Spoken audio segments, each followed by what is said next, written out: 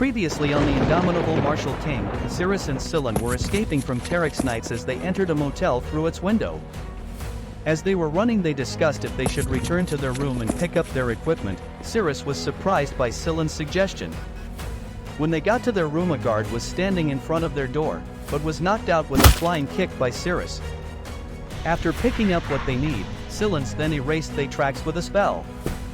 The Sword Master Lantis, who was with Reincarnates, had also reached their room after tracking them with aura, which can sense the movements of all living beings. He kicks down their door thinking they were in, but to his surprise they had already left. The knights also arrived shortly. As they made their escape, they thought on where they should run to, and Scylla said they ought to find Reincarnates. Scylla then casted a tracking spell to find him, but also thought about how the spell was meant to find one's love partner and it's being used like this. Now that's some twisted way to use a love spell. As they walked to find him, Scylla told Cirrus how shocked he was by her strength, and Cirrus also told him how his power is that on one in a high position in his order at a young age. As they continued to walk, they were surprised to see Lantis in front of them. Cirrus attacked him knowing that's their only option, but was easily evaded by Lantis. He was surprised at Cirrus' skills. Scylla also casted a spell on Cirrus' sword. Lantis was taken aback by that because he thought Scylla was just a regular priest.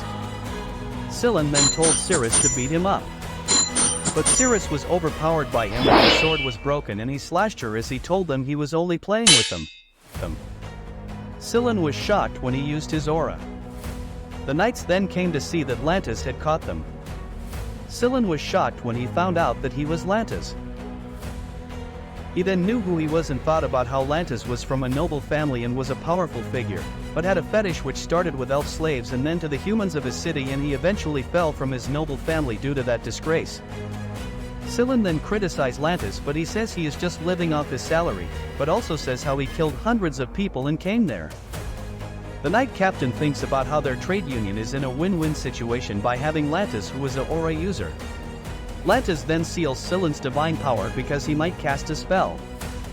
Scylla then tries to fight back because Lantis wanted to take him as well. Lantis then says they might have to cut Scylla's limbs, but even as he says that, an explosion happens behind them. Reincarnates comes out of it as he was also looking for them and asked them if they dared to go after Cirrus. Reincarnates then walks past them to Cirrus and Scylla. Lantis then asked them who he is because his senses are going off and that he is not ordinary.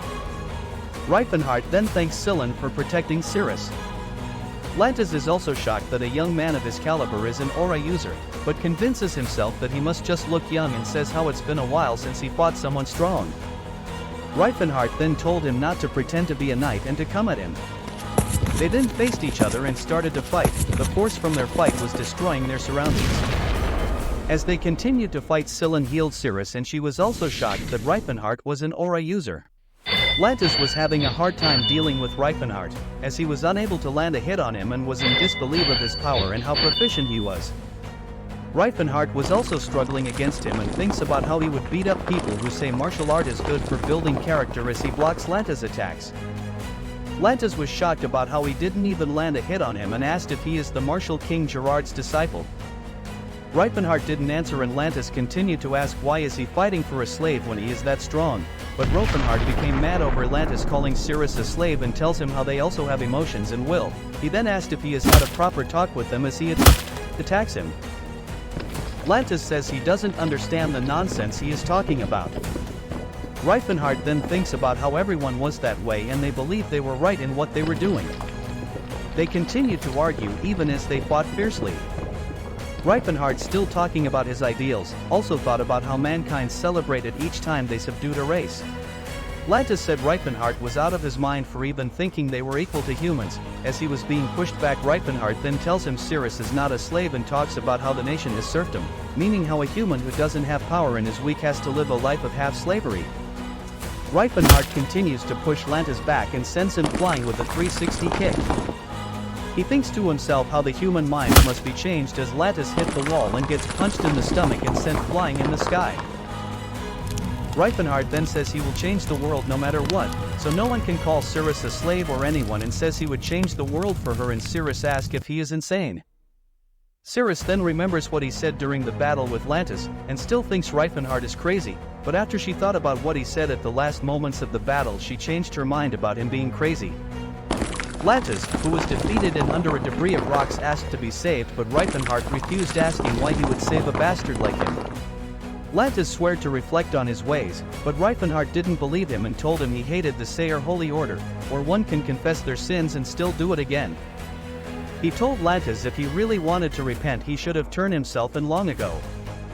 Lantis, knowing he was about to get killed, desperately said he would turn himself in and that there is no need for Reifenhard to dirty his hand with him. Reifenhard said dirty blood has already stained his hands. He then tells Lantis he would believe him, but, if so, he should think of one as him, deserves death to truly repent and die quickly, and then punched him to death. Reifenhard then said bastards like him need not use the word repent. He then asked Scylla and Cirrus how they were doing. They said they were fine, and then he remarked, as expected from the best first aid kit. Cirrus then asked how he was. Reifenhard was flustered that she spoke to him, but Cirrus, seeing his reaction, thought he was weird. Scylla then pointed to the Knights of Tarik trying to escape, and Reifenhard called them to come back and that if they tried to escape he would let them experience something nice. That's the beating of their life. Reifenhard asked who sent them, but then said of course they wouldn't say that easily, and conjured his club as he said he would show them mercy with a menacing grin on his face. They still got beaten. He then stripped them and asked again who sent them. Without a second's thought they spilled all they knew about Tarik. Reifenhard remembered that he was the one who abused Cirrus for 10 years in his past life. He was told by the knight captain kneeling down that Tarik is an important figure in the country, but with a devilish grin he said he is aware. As they walked away, he told them that he has let them live and added that they should stick together or else they would freeze to death. In Tarik's mansion he was waiting for his knights to bring Cirrus, unbeknownst to him that they were defeated. They then heard loud noises outside but brushed it off. They thought the guards were just being loud, but they were being beaten by Reifenhard. As they approached Tarik's bedroom, Scylla asked what would Reifenhard would do without him seeing, as there would have been witnesses if he didn't use his spell to wipe their memories. Reifenhard said he would just enter and take Tarik's head. The orc Takata, who attacked them before, was standing in their way. Reifenhard then asked why she is serving someone like Tarik. Takata then said she is just doing her duty. Reifenhard then asked even if it is by force, and she replied yes. You are shocked she is a she, right? Scylla was then surprised Reifenhard could speak orc. Cirrus was also surprised but asked to leave her to her so she can fight Takata. Reifenhard then asked if she would be alright. Cirrus said she has a different weapon this time. Reifenhard asked Scylla to look after her. He went to Tarik's room, which was filled with drugs. As he opened the door, he was shocked at what they were doing. Tarik then asked who he was and started asking for help. Reifenhard, being furious, said he had seen a lot of dirty things, but for what they were doing he can't let them go. Reifenhard, with a scary look, asked himself why there are a lot of people he shouldn't leave alive. Tarik, being scared, shouted for Takata, but no one responded to his call. He asked Reifenhard if he wants money and cursed the other trade company he was in competition with, as he thought it was their doing. He then tried to buy Reifenhard, but Reifenhard was angry because Cirrus was with Tarik in his past life for 10 years. Tarik still trying to convince Reifenhard, but Reifenhard said to himself, he might have missed it before but now he won't, and punched Tarik's guts. While suffering he asked him why he is doing this, but Reifenhard just picked him up and beat him while talking about what he did to Cirrus in his past life. Cirrus then entered with Scylla. Cirrus thought what Reifenhard did was cruel. He said they deserved it, and Scylla agreed with Reifenhard. Scylla then told Reifenhard how strong Cirrus is, and that he wasn't able to help at all. Cirrus then said she wouldn't be standing if it wasn't for Scylla. They then saw the dead elves. Cirrus asked if her previous owner was the one who killed them.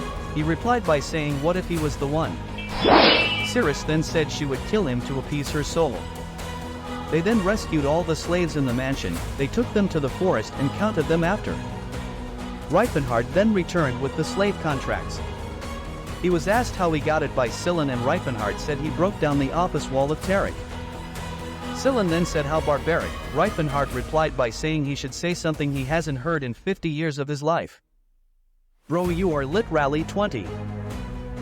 Scylla asked him why he brought the contract, and he said they needed it.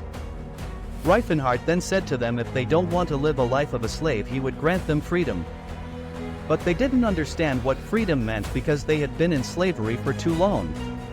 Silan then asked him if he plans to run a slave trade, but he said he would not sell them. Reincarnates then transferred them to his name using the Terex stamp.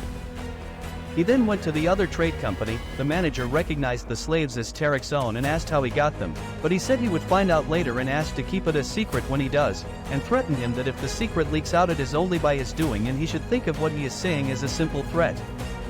Reincarnates then gave him 100 gold coins to take care of them. The manager thought it was too much, but he also asked him to educate them.